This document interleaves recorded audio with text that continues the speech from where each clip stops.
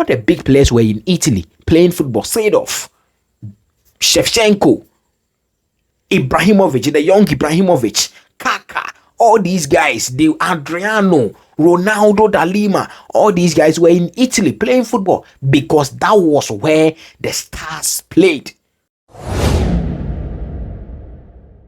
So the Champions League round of 16 playoff is over as of the time of recording, and we have teams that are qualified for the round of 16 proper, and then subsequently to the quarterfinals, semi-finals, and then the finals. Ladies and gentlemen, this is Kobo Sports Room. Click on the subscribe button, press the post notification bell, follow us on our social media platform. The Champions League draw is set, and let's see what happens. Let's go through the Champions League. I have something to talk about. Something is happening in one of the top elite leagues in the world, or elite nations, football nations in the world, that we need to talk about. We need to hit there. So that is why I am here this evening. But first of all, let's talk about the Champions League. The draw is set to happen on Friday, I think 11 a.m.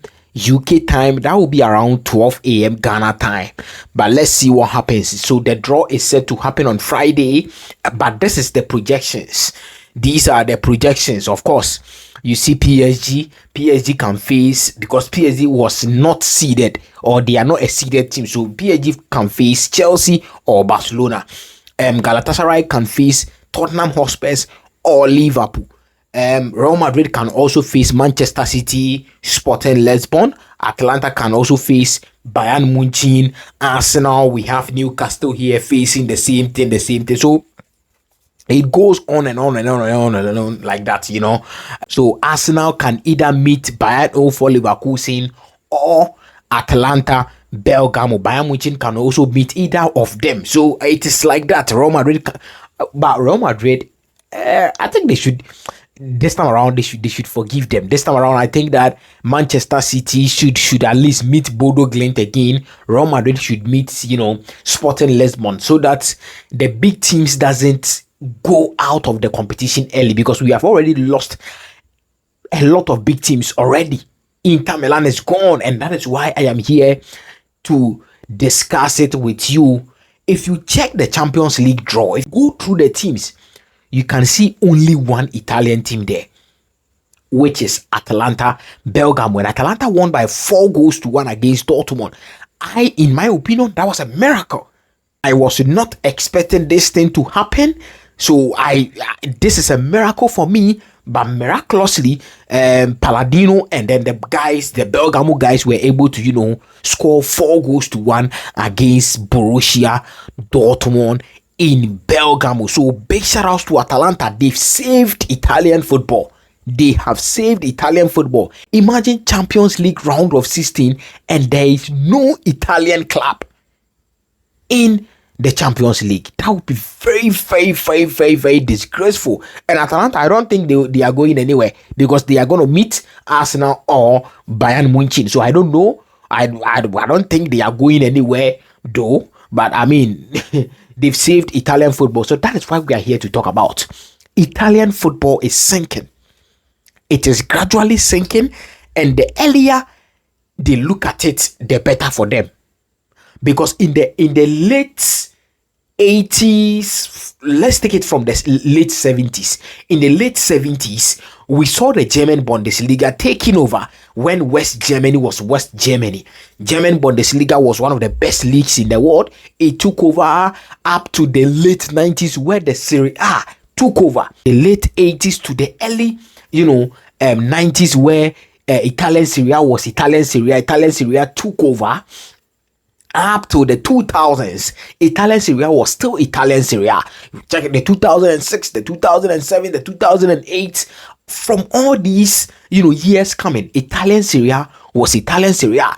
You had teams like Juventus, you had, AC Milan, Inter Milan, all these guys, even AS Roma, they were a force to reckon with.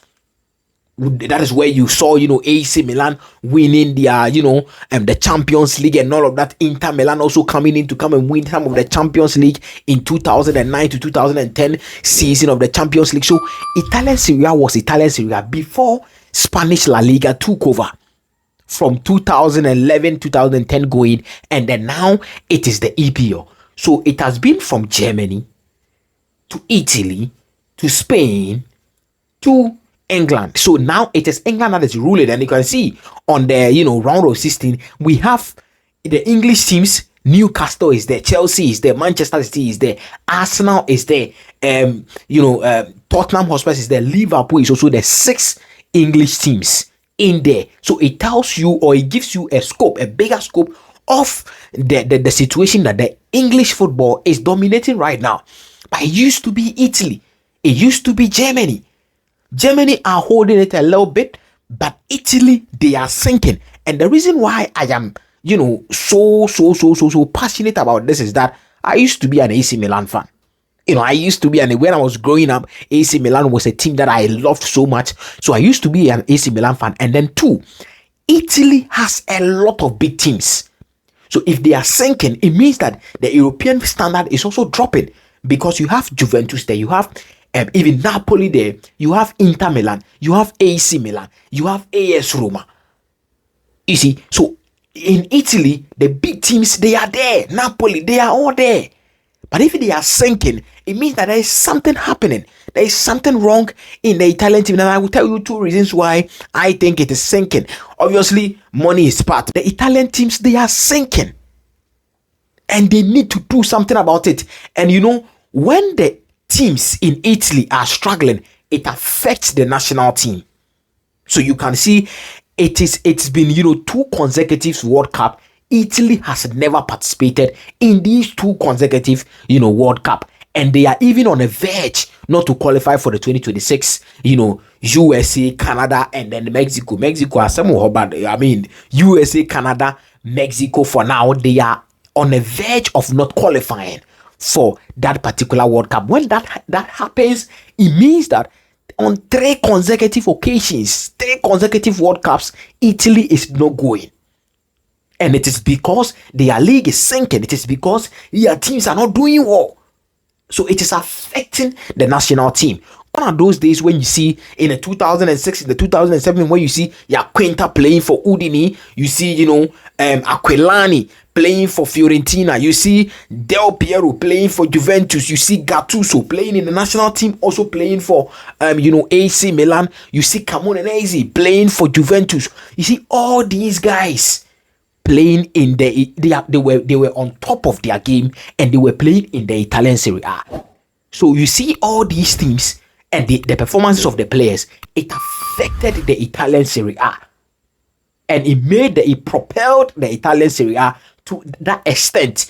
All the big players were in Italy playing football. Seedorf, Shevchenko, Ibrahimovic, the young Ibrahimovic, Kaka, all these guys, Adriano, Ronaldo da Lima, all these guys were in Italy playing football because that was where the stars played. But what happened to the Italian Serie A? What happened? I will tell you what has happened. First of all, it's about investment. It's about money. Now, some of the Italian big teams are becoming feeder clubs to clubs in England, to clubs in Spain, and even to an extent to clubs in Germany, especially Bayern Munich. Some of the Italian clubs, even big Italian clubs, Inter Milan like this. Inter Milan has been a feeder club to even PSG, to Chelsea, to Manchester United. These guys are turning to feeder clubs. But Inter is a big team. Inter shouldn't be a feeder club. AC Milan shouldn't be a feeder club. AC Milan has now turned into a Chelsea annex, where you have a lot of Chelsea French players being shipped there to AC Milan. That is not AC Milan. That is not Arrigo Sacchi's Serie A. That is not Jose Mourinho's Serie A. That is not Fabio Berlusconi's Serie A. That is not the Serie A. That is not Francesco Totti's Serie A. Serie A can't be a feeder league to the other leagues. But it is happening. So first of all, it is investment. They don't have the money. And even if they have it, they are not ready to spend it. And if they are ready to spend it, the rules and regulations are not permitting them to spend it. So if you can check last season or last summer, the highest team that spent most money was AC Milan, 159 million euros. How much was Hugo Ekitike? How much was Alexander Isak? And you have Liverpool splashing 150 million on a single player.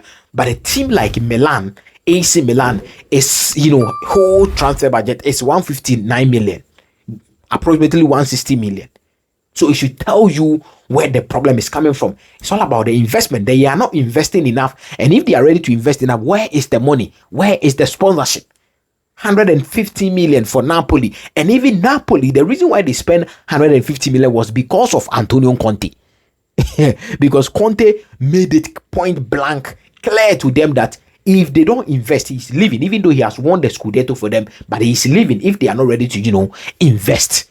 So they invested because of Antonio Conte. That is why they invested that kind of money. You check Juventus. Juventus spent 63 million euros. A whole Juventus last summer, they spent 63 million euros. Inter Milan spent 81 million euros. When you go to England, these monies are being used by Burnley. These monies are being used by Bournemouth. They use this kind of money. Chelsea's budget is like 200 and something million, getting to 300 million. Manchester United, 200 and something million. But when you come to the Serie A, it is 100 million, 150 million. So first of all, it's all about the investments. Italian Serie A should find a way to develop their boys, to develop their academy boys. They should find a way to develop their boys and not take French players from other teams. Just look at AC Milan. Now, secondly, I think that the chop and change in Italy is becoming too much. One coach can coach almost all the Italian big teams. It is not good. It is not good.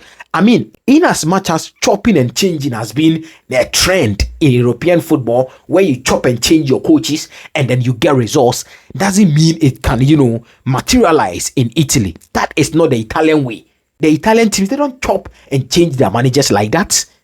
Now you can see Luciano Spalletti now coaching Napoli, coaching the national team, and then now coaching Juventus. Chopping and changing is becoming too much in Italy. That is not the Italian way. And I think that if they change, things are going to change. I strongly believe things are going to change because there has been evidence. There has been evidence in 2022-2023 season where we had Inter Milan and AC Milan playing in the Champions League semi-final. Two teams from Italy playing in the Champions League final. In that same year, we had two teams, Juventus and AS Roma, playing in the Europa League. In that same year, we had Fiorentina also playing in the finals of the Conference League. So you can see the trend. It cut across just recently, 2022-2023 season. So there has been, an evidence that if they try their possible best to sort all these issues out, the Italian Serie A is going to be Italian Serie A again. Italian football is going to be Italian football again. And I strongly believe that as a former AC Milan fan, I feel sad when I see Italian Serie A in this particular state. It's sad for European football. It's sad for European football. Drop your comment down below. What do you think? Italian football is sinking. What do you think? Drop your comment down below. Let me know your comment. My name is Kobo, and this has been an editorial about Italian Serie A teams and why they are sinking. Drop your comment down below. I will see you in the next video. Thank you so much for your time. My name is Kobo, and peace.